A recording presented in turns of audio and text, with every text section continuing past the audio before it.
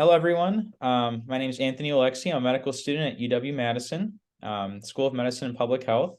I'm here today with Bill McMullen, and I'll let him introduce himself. Hi, my name is Bill McMullen, and um, I've been in recovery for 35 years. A little brief story of my journey. My wife Robin and I live in Janesville, Wisconsin. We owned a business here in Janesville for 40 years, a pizza restaurant. And 35 years ago, I had a problem with drugs and alcohol.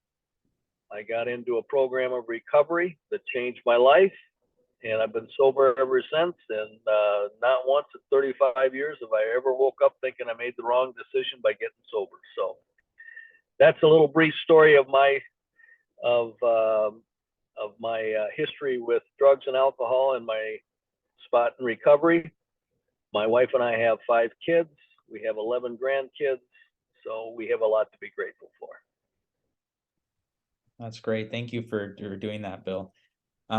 So the way this is going to work for everyone, so we do these chats through Wisconsin Voices for Recovery, connecting with people like Bill, who get to tell their story the way they wish to do that. So Bill selected some questions beforehand, where he wanted to talk about a few things to address his story. And so I'm just going to go through those questions and ask those to him, and he's going to talk about those a little bit and then we'll just kind of keep going through that. So you can start off, Bill, by telling us why do you feel it's important that you share your story and your recovery journey? Well, I think it's very, very important that people realize that if they have an addiction to alcohol and or drugs, that I just want to let them know that there's a better life out there. For 25 years of my life, I was an addict and alcoholic, and I was an alcoholic of the type that once I started, I never stopped, and I didn't stop, and I was a blackout drinker. Later discovered drugs, was a drug addict, but what changed my life was I had a 3-year-old little boy at home. I knew I wasn't being a good dad. My wife wanted to divorce me at the time, and I loved my son, but I just knew I wasn't being a good dad. Reached out to a recovery program. I got into that recovery program, and I just want people to know that there's a better way, that they don't have to live that life of guilt and shame and remorse, and that alcoholism and drug addiction is a disease, and with a lot of help, you can change your life and get the life that you've always been looking for. Can you tell me a little bit, kind of what did your life look like before you started your recovery journey? Well, like I said, I was married at the time. We had a 3-year-old little boy. I was working with my brother, in business with him, and he was having some real trust issues with me because of my alcoholism and drug addiction. And my wife decided she had had enough, and she wanted to get a divorce. Like I say, I was a blackout drinker from the very first time. First time I drank, I blacked out. Don't remember how I got home, and the last time I drank 25 years later, I blacked out. Don't remember how I got home, and so there was no gently crossing the line for me. I was a blackout drinker. I was an alcoholic and a drug addict from the very first time. I loved what it did to me until the end, where I didn't love it. I walked into that first recovery meeting, suicidal, not wanting to live anymore. And after that first meeting, which I can't tell you a lot about, I just don't remember it. But all I know is I walked out of there with a sense of hope that this is where I belonged. Finally had a lot of people that were saying the same thing and had the same feelings that I did when it came to drinking and drugging. And they just said, hey, listen, if you don't drink today, you're going to be a success. And when you wake up tomorrow, if you don't drink that day, you'll be another success. And you pile up some days and you stay in the recovery program. and your life will begin to change. And that was certainly the case with me. And I think you said your son that you said was the reason why you made that decision mainly. Yeah, he was 3 years old at the time. And he is now 39 years old. So, and what I learned out of that experience is it gave me a chance to be a dad. They didn't teach me how to be a dad in recovery, but I learned how to be a dad in recovery. I learned how to be a sober dad. I learned how to be a loving dad. Um, uh, and you know, every day that I was in recovery, and every time I saw my son after that day of getting into recovery, I hugged him. And every time I've seen him for 35 years, every time I've seen him, whenever I've seen him, we end our journey with a hug, or we start our journey with a hug, whatever that conversation might be. And whenever I have an opportunity to tell him I love him, and I do that with all my kids. So I have 4 step kids, but they are my own. I got with their mom very early on after she got divorced, and their dad really didn't want to have anything to do with them, and I loved all those kids right from the get-go, and we've been very blessed with that. So that's one of the big changes that happened, and it was, you know, you build up some memories by being sober. And I remember a couple years later when my son was going to kindergarten. In those days, it was half-day kindergarten. So I'd take him to kindergarten at 8 in the morning. He'd get done at noon. I'd pick him up, or his mom would pick him up, and we'd go back. Well, the next year, it was first grade, and I lived right behind the Catholic school where he went, and I'd walk over there to pick him up at about 3:30, and he was, of course, he went all day long, and so about October, he'd been in class for about 2 months, and about October, we're walking back, and he said, and he's about 5 or 6 years old, whatever first grade age was, and he says, "So, Dad," he says, "let me get this straight. There are no more half days." And I said, "Stu, there's no more half days for the rest of your life, baby." But those are some of the kind of memories that you get as a result of being sober. And if I would have been drunk or stoned and never got sober, his mom would have taken him and gone someplace else, and he would have never been in my life. But because I became sober and got into a program of recovery, and there's a lot of them out there, it changed my life, and it gave me a different life to live than the one I was living. Well, that's powerful. That's a really powerful statement. So I want it to be powerful because recovery is powerful. Just like the disease of alcoholism and drug addiction is progressive, so is recovery. Recovery can be progressive. You can move up. All the bad things that were happening to you because you were drinking and drugging, they change once you become sober, and you change your attitude, and you change the whole way of your life changes. So it is very, very powerful. Recovery is very powerful. tell me about some of those emotions that you experienced when you made that decision to go into recovery, and the emotions you've had throughout recovery. Well, there's a lot of guilt and shame. I mean, when I got in there into the meetings, I remember one old guy says, he says, I was about 2 weeks sober, and he shared it at a meeting. He says, "If you don't drink or drug today, you're a success."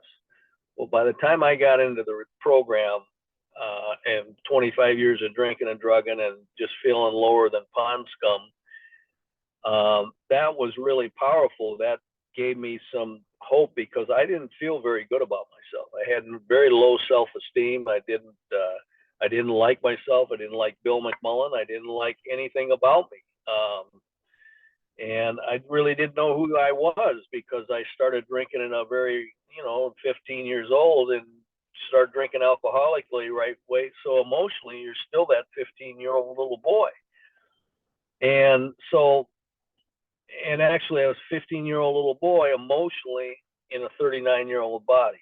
So, you got a real mess going. I was a real mess for sure. But every time I would go to a meeting, I'd get some more hope.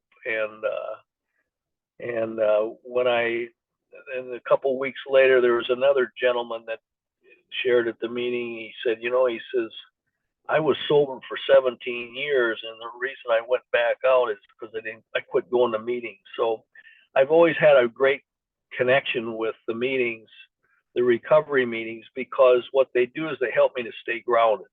They help me with those emotions. And alcoholics and drug addicts, we think of things a little bit differently because of that disease, and we do struggle with our character defects. And my most glaring character defects were fear, anger, self-pity, and resentment.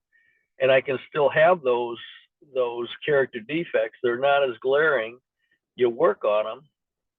But the one thing that's really good about guilt and shame is if it affects you deep enough, then you want to make some changes. And you don't know how to make the changes. I didn't know how to stay sober. I didn't know how to stay clean. And these people, they took me in there, and they loved me until I could learn how to love myself. And I started to find out who Bill McMullen was, and feel like, what, I can live in this skin today. Whereas before, I didn't want to be Bill McMullen. I didn't want to be that person, but I didn't know how to be anybody else.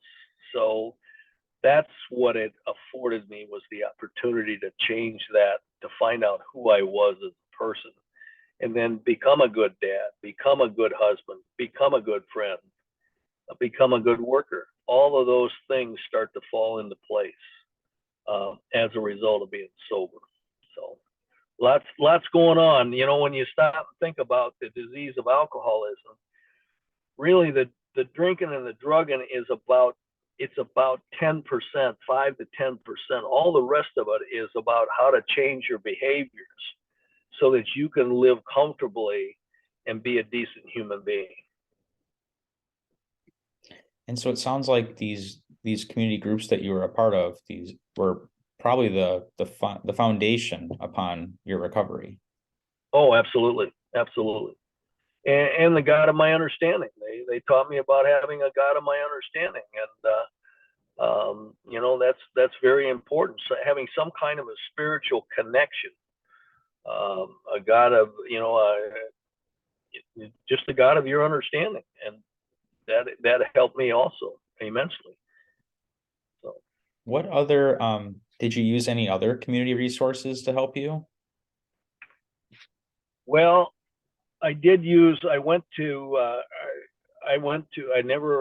didn't go into a treatment center, but about 6 months into the program, I was 6 months about being sober. I was up and down like this. I mean, I was a roller coaster. I'd be laughing one minute, crying the next, and I was just a bag full of emotion.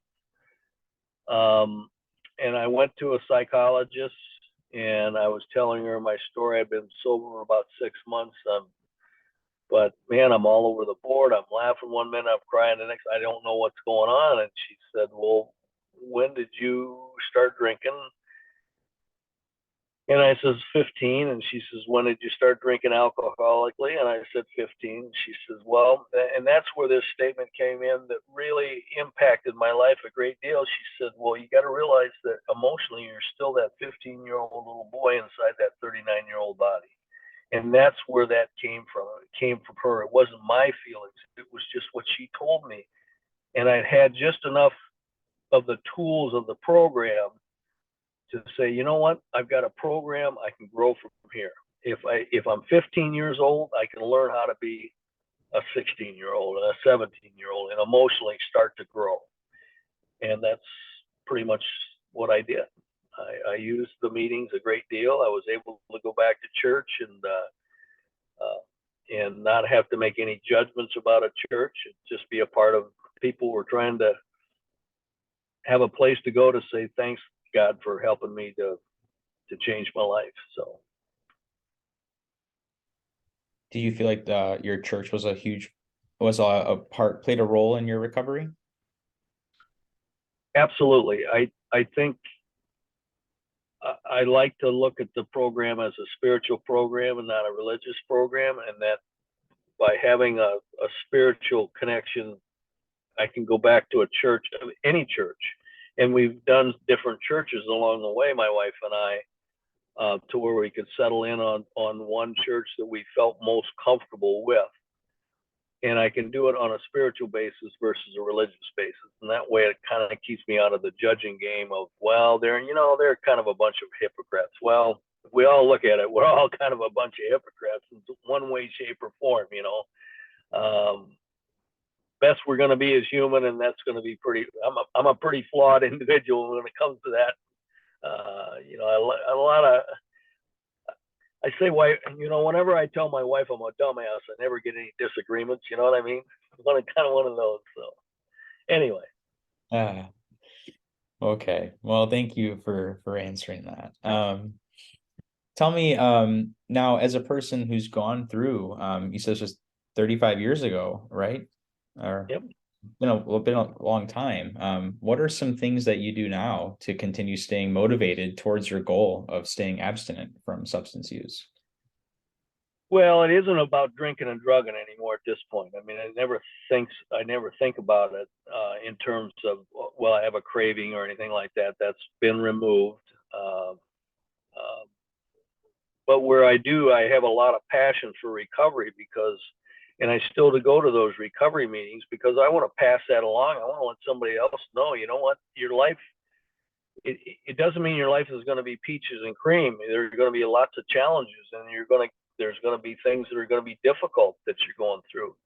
But it doesn't mean that you got to drink or drug over it. It just means that you get an opportunity to use a set of tools to address those problems.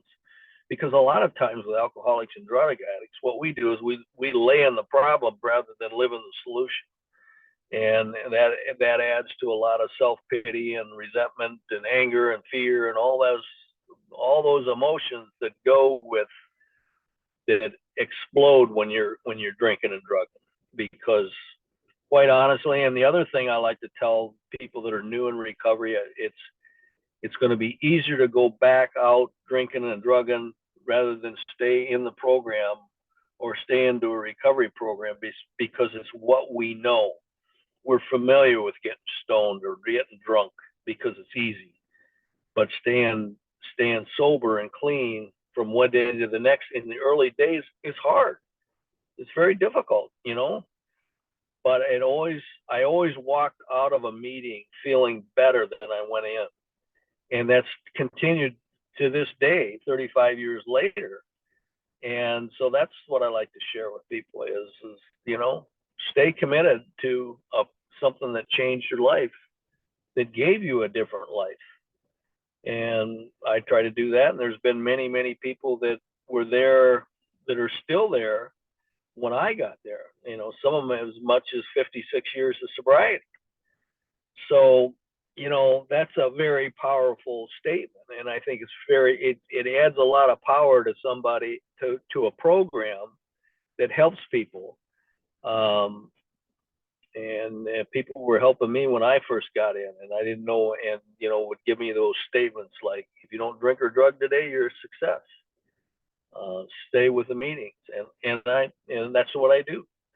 So still have a lot of passion for recovery, but it's not about drinking and drugging. It's about recovery. So We have a very powerful and meaningful story. So we thank you for sharing that with us today. We're going to kind of transition a little bit towards your perspective on different aspects of substance use disorders and kind of the community too. So do you feel like there's an overlap between substance use disorders and mental health disorders in general? And if you do, yeah, you go ahead. Absolutely. I think, well, when you look at drugs and alcohol, the whole reason why if you're an alcoholic or a drug addict, the whole reason why you have a problem with it, because you like the chemical imbalance that it gives you. I mean, when you think about it, when I drank, I mean, there was a trigger that went off in my brain that just said, man, give me some more of that stuff. I love that stuff. And more and more and more. There was never enough. It wasn't oh, I want to go down and have a couple of beers with my buddies. It was, I want to get screwed up. I want the effects that drugs and alcohol did for me. So there's a chemical imbalance that's going on right there that I think maybe even accelerates to other mental problems. And a lot of us, all I'm sharing with you is my experience, strength, and hope here. So I have no medical knowledge. I don't pretend to be anything, but I just know for me, I love the idea of being chemically imbalanced. I wanted to be away from reality. I wanted to be in that zone where I was drunk and I was stoned and I was,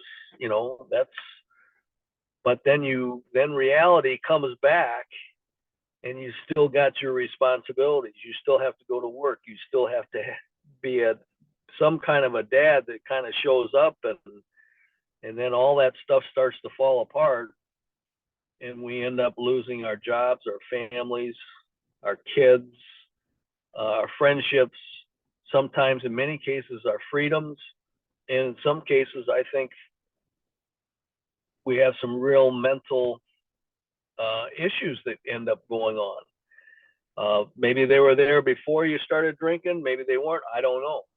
I don't know that part, but I do believe that had I continued doing that, I would have probably been another statistic of a person that killed somebody on the highway or killed himself because he just couldn't stand it anymore, or I don't know. So it's I think there's a lot of you know and the other thing that's really important that I think you really need to understand about, for me, what my feeling is I tell people in meetings, I say, you know what, I need these meetings as much today as I did when I first walked in the door, maybe more, because I understand that we're all connected, that I believe that God works through people to help us to get better. And we just shut everybody off. When I was at the end of my drinking, I had pushed everybody away. There was nobody left that wanted to be a part of Bill McMullen's life. And I understood that. The last time I drank, I spent my 39th birthday in a bar, and the bar was called the Cell Block, and the only two people in the bar were the bartender and me.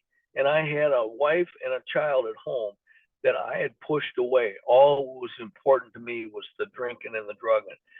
So when you start that process of recovery, you're going to need people in your life, and I still need those people in my life.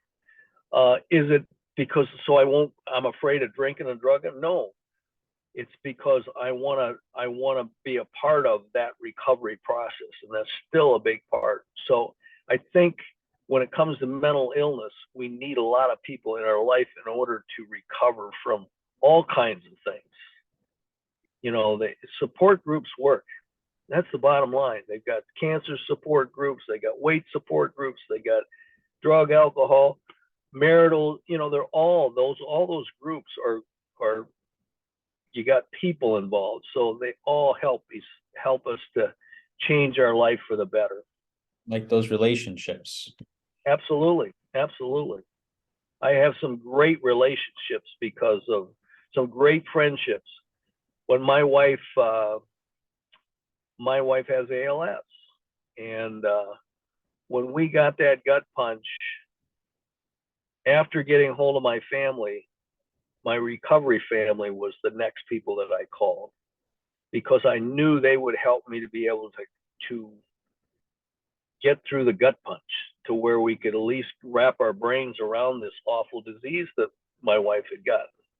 Mm. And they've been instrumental in that. So very little of that has to do with drugs and alcohol. It's got everything to do with living my life and having people in there that can help me when I'm struggling.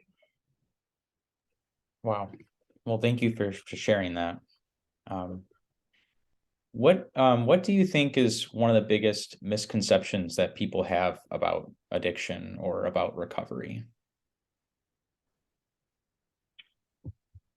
One of the things that I think that people struggle with that don't have problems with drugs and alcohol, they're the types that they're like my wife Robin.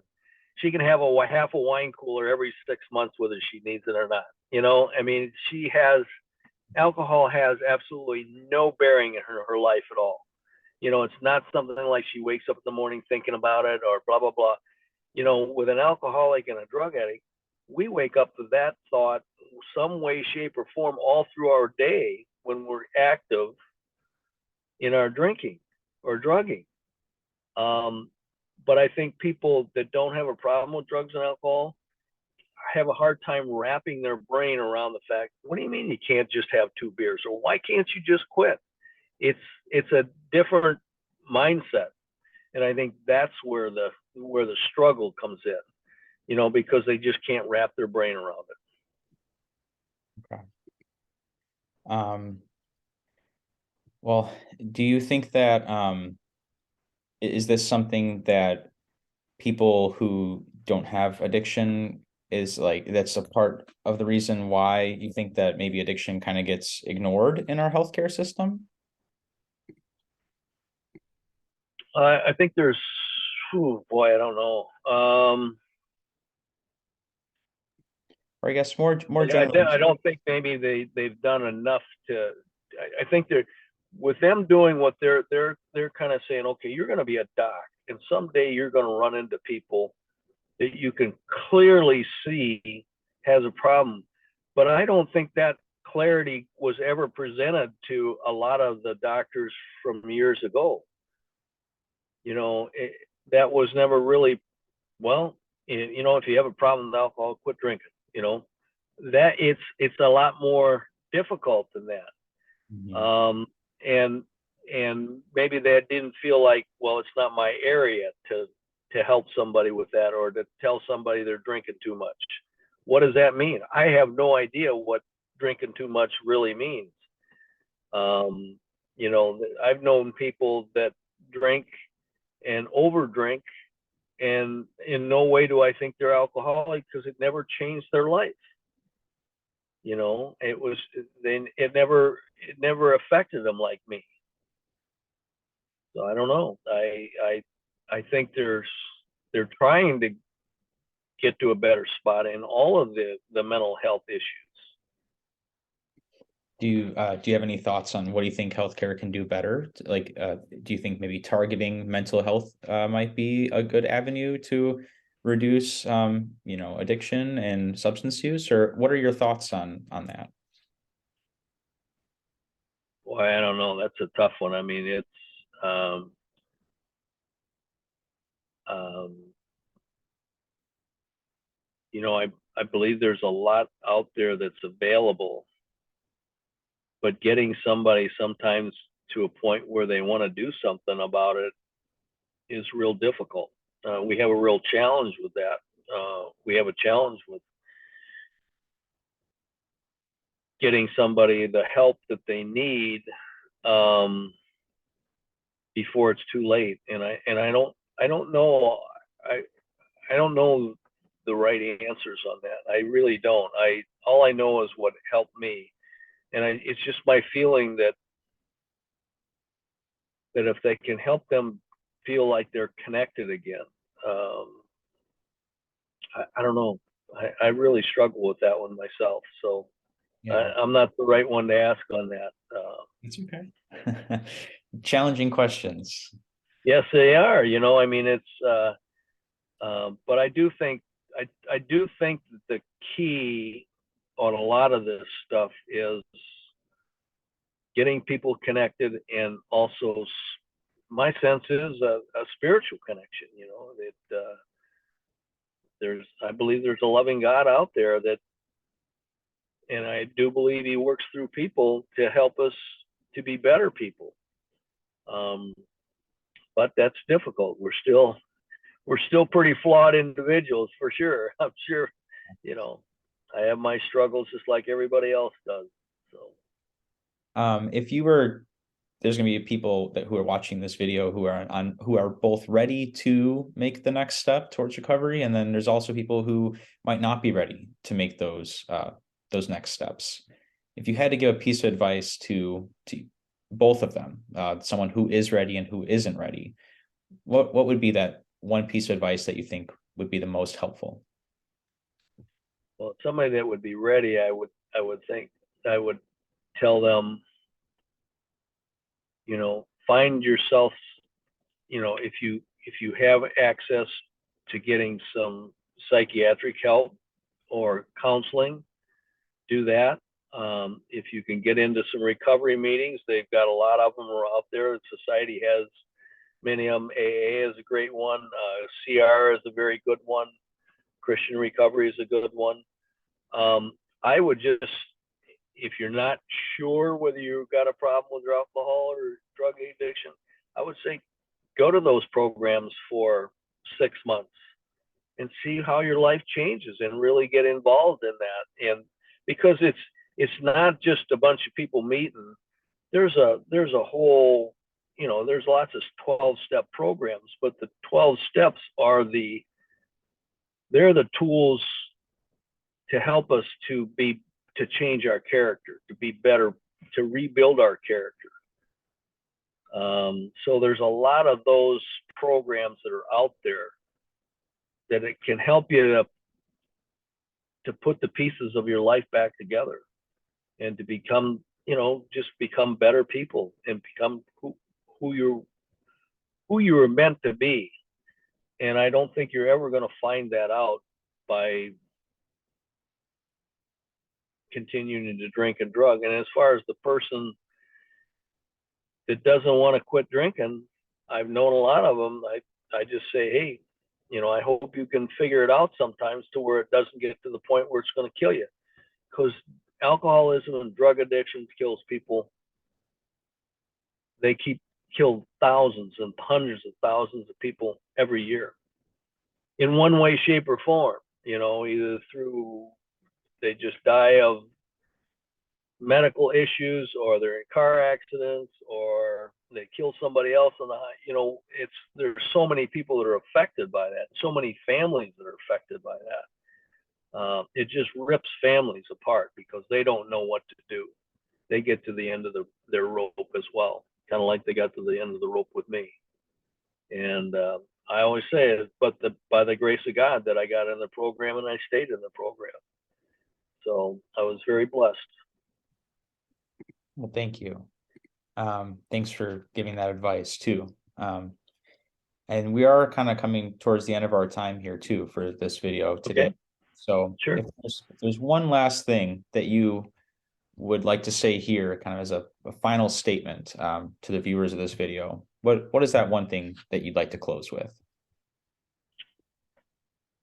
Well, let me just go back to a little story about my wife when we both got our guts punched.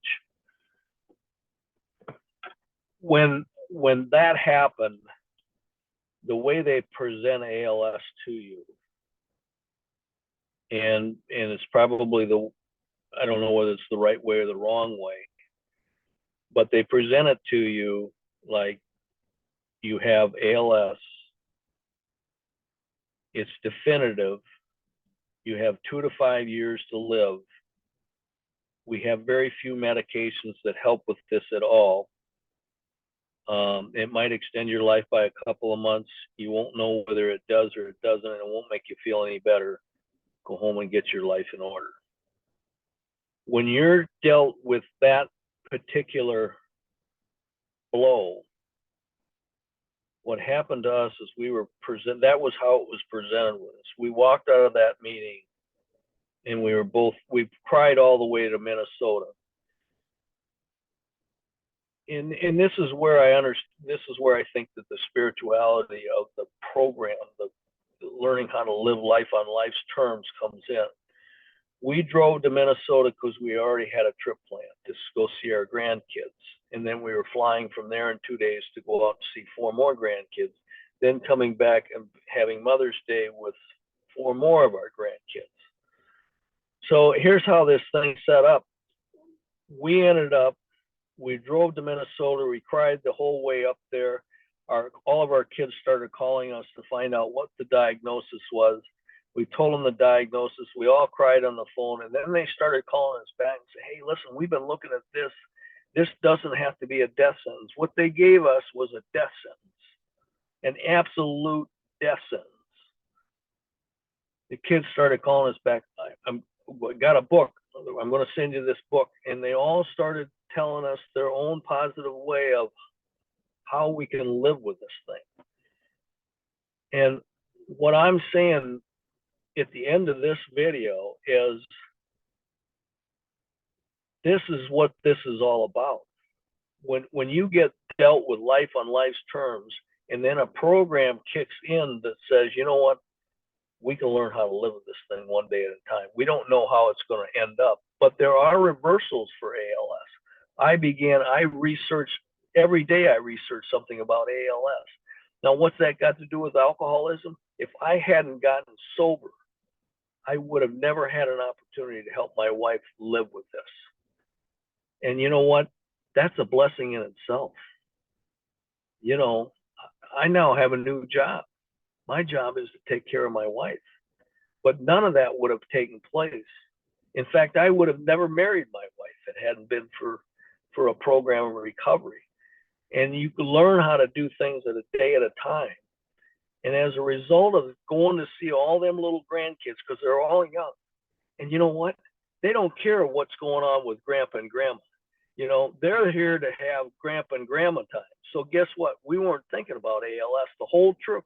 The whole next 3 weeks that we spent traveling, we didn't think about ALS other than the times we were by ourselves. And then we would cry our eyes out. Then we would start to begin to wrap our brains around this. And our goal is we want to be one of the reversals for ALS. There's been 55 documented reversals, and I'm sure there's been many more throughout the world. But they didn't tell us that first day when they give us that gut punch, that awful diagnosis that no doctor wants to give anybody. Don't get me wrong, the doctor, she was very compassionate. She did it as well as anybody could do that. But I want people to know, you know what, you can get through anything in your life one day at a time. Because if we go any further down that road, man, emotionally, it really gets tough.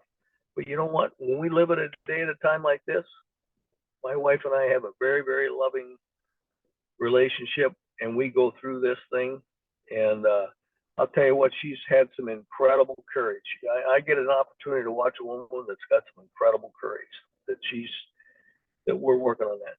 How that deals with alcohol and drugs, guess what? Because I removed that many, many years ago, God gave me an opportunity to do something very, very special. Well, thank you, None Bill. of that happened. Yeah, you bet. Thank you. I hope that can help somebody. Yeah. And I think you have a very powerful story, and we are honored to have you, share your story. my honor. It's my honor to Well, share that. Thank you. People to thank you so much, Anthony. Yep. Thank you, Bill. And thank you everyone for Yep. joining us for this recovery interview.